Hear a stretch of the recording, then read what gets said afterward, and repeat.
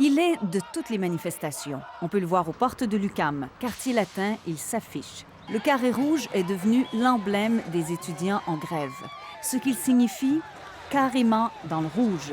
Comme nos finances, disent les étudiants qui le portent fièrement. C'est une façon de communiquer tous ensemble dans un même but. Parce que c'est un symbole de notre mouvement. On veut être solidaire et on encourage tous les gens à le porter, le carré rouge. Il est porté aussi maintenant à l'Assemblée nationale par certains députés.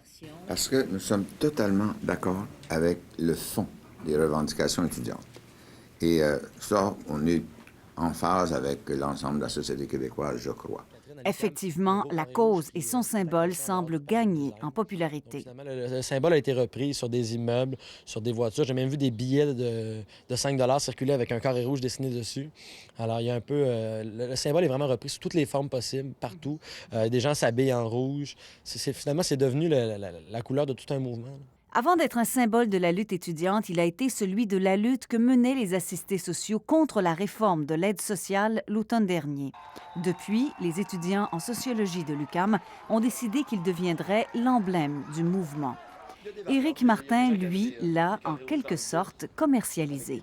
Depuis, on en a fabriqué et distribué des dizaines de milliers. C'est un peu une lutte à la pauvreté de toute façon. Exactement, c'est toujours la même chose, c'est-à-dire qu'on est touché par le même genre de réforme qui diminue les prestations au moins nantis. On a vu la semaine dernière 150 millions de coupures en aide sociale. Nous, on a eu 103 millions de coupures, les étudiants et étudiantes. Le carré rouge est devenu à la mode avec les manifestations étudiantes à Montréal, mais on le voit de plus en plus aussi à Québec et dans d'autres villes. Et au rythme où vont les choses, on n'est pas prêt de le voir disparaître. Catherine Lafrance, Radio-Canada, Montréal.